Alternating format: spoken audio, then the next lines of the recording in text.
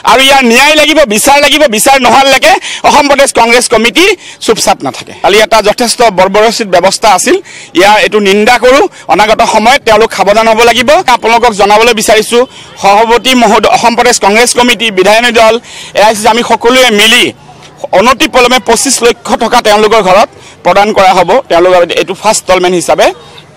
আৰু এটা কথা, ৰাজনৈতিকভাৱে যিহেতু তেওঁলোকৰ ঘৰত তেখেতৰ মাতৃ 3বাৰকৈ কাউন্সিলৰ আছিলে, তেখেতৰ মিডিলৰ পত্নীয়ে যদি নিৰ্বাচন খেলিবলৈ বিচাৰে, কাউন্সিলৰে হওক বা জিলা পৰিষদে হওক, অসম প্ৰদেশ কংগ্ৰেছ কমিটিয়ে মোক কাৰ্যকৰী সভাপতি জাকিৰ হুছেইন চিকদাৰ, নন্দিতা দাস ডাঙৰীয়ানী 3জনক দায়িত্ব অৰ্পণ কৰিছে। আমাৰ 3জনৰ যিকোনো এজনক তেওঁলোকে জনালে তেওঁলোকক আমি টিকট প্ৰদান কৰিম। ৰাজনৈতিকভাৱে তেওঁলোকক আমি আগবঢ়াই লৈ যাম। আৰু এইটো এটা মৰ্মান্তিক আৰু সঁচাকৈ দুখ লগা এইটো এটা বিষয়। আৰু ইয়াৰ ন্যায় লাগিব, বিচাৰ নোহোৱালৈকে অসম প্ৰদেশ কংগ্ৰেছ কমিটি চুপচাপ নাথাকে। নাই, সেইটো একেবাৰে সঁচা কথা নহয়। এইটো যিটো টেয়াৰ গেছ দিয়া হৈছে তাতে তেওঁৰ এইটো অৱস্থা হৈছে। তাৰ আগতে তেওঁ শ্লোগান দি আছিলে আৰু এইটো যথেষ্ট মৰ্মান্তিক আছিল। কালি যথেষ্টভাৱে বৰ্বৰোচিতভাৱে অত্যাচাৰ কৰা হৈছিলে আৰু এইটো যথেষ্ট নিন্দনীয়। বহুত বেয়া ব্যৱহাৰ কৰিছে, বহুতবাৰ ভূপেন কুমাৰ বৰাদেৱক, ৰিপুণ বৰাদেৱক কাৰ্যকৰী সভাপতিক আগুৰি ধৰিছে, ৰখাই ৰাখিছে। আমাৰ কৰ্মকৰ্তাসকলে বহুত হুলস্থুল কৰি আগুৱাই আনিব লগা হৈছে। কালি যেন একদম উত্তৰ প্ৰদেশ পাৰ হৈ গৈছে। কালি এটা যথেষ্ট বৰ্বৰোচিত ব্যৱস্থা আছিল, ইয়াৰ এইটো নিন্দা কৰোঁ। অনাগত সময়ত তেওঁলোক সাৱধান হ'ব লাগিব। আৰু এই আন্দোলন আমাৰ এতিয়া এক বৃহৎ আন্দোলনৰ কাৰ্যসূচী সভাপতি ডাঙৰীয়াই অনতিপলমে ঘোষণা কৰি। নাই, এইটো সঁচাকৈ তাৰ আগতেতো পানী পেলাব পাৰিলে হয়, পানীৰে গোটেইটো মানুহ উৰাই দিব পাৰিল হয়। এইটো ব্যৱহাৰ নকৰি ৱাটাৰ ফ্ল' কৰিলে এইটোতো মানুহবিলাক উৰাই দিব পাৰিলে হয়, পানীত গোটেই উটি গ'ল হয়, সেইটো কৰিব পাৰিল হয়। এইটো এটা বৰ ভাল সিদ্ধান্ত নহয়। সঁচাকৈ এইটো এটা খুব বিৰক্তিকৰ আৰু কষ্টদায়ক আৰু এটা যথেষ্ট নিন্দনীয় এইটো এটা ব্যৱস্থা। আপোনালোকক জনাবলৈ বিচাৰিছোঁ, সভাপতি মহোদয়, অসম প্ৰদেশ কংগ্ৰেছ কমিটি, বিধায়িনী দল, এআইচিচি আমি সকলোৱে মিলি অনতিপলমে 25 লক্ষ টকা তেওঁলোকৰ ঘৰত প্ৰদান কৰা হ'ব, তেওঁলোকৰ এইটো ফাৰ্ষ্ট ইনষ্টলমেণ্ট হিচাপে।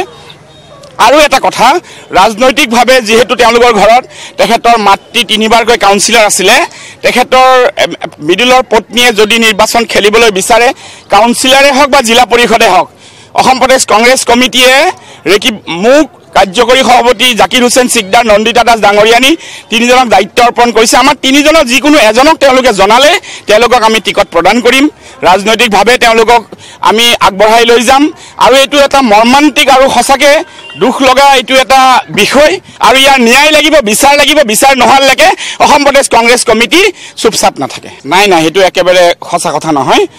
এইটো যিটো টেয়াৰ গেছ দিয়া হৈছে তাতে তেওঁৰ এইটো অৱস্থা হৈছে। তাৰ আগতে তেওঁ শ্লোগান দি আছিলে আৰু এইটো যথেষ্ট মৰ্মান্তিক আছিল। কালি যথেষ্টভাৱে বৰ্বৰোচিতভাৱে অত্যাচাৰ কৰা হৈছিলে আৰু এইটো যথেষ্ট নিন্দনীয়। বহুত বেয়া ব্যৱহাৰ কৰিছে, বহুতবাৰ ভূপেন কুমাৰ বৰাদেৱক, ৰিপুণ বৰাদেৱক কাৰ্যকৰী সভাপতিক আগুৰি ধৰিছে, ৰখাই ৰাখিছে। আমাৰ কৰ্মকৰ্তাসকলে বহুত হুলস্থুল কৰি আগুৱাই আনিব লগা হৈছে। কালি যেন একদম উত্তৰ প্ৰদেশ পাৰ হৈ গৈছে। কালি এটা যথেষ্ট বৰ্বৰোচিত ব্যৱস্থা আছিল, ইয়াৰ এইটো নিন্দা কৰোঁ। অনাগত সময়ত তেওঁলোক সাৱধান হ'ব লাগিব।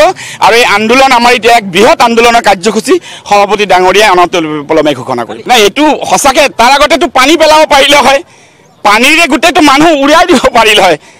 এইটো ব্যৱহাৰ নকৰি ৱাটাৰ ফ্ল' কৰিলে এইটোতো মানুহবিলাক উৰাই দিব পাৰিলে হয়, পানীত গোটেই উটি গ'ল হয়, সেইটো কৰিব পাৰিল হয়। এইটো এটা বৰ ভাল সিদ্ধান্ত নহয়। সঁচাকৈ এইটো এটা খুব বিৰক্তিকৰ আৰু কষ্টদায়ক আৰু এটা যথেষ্ট নিন্দনীয় এইটো এটা ব্যৱস্থা।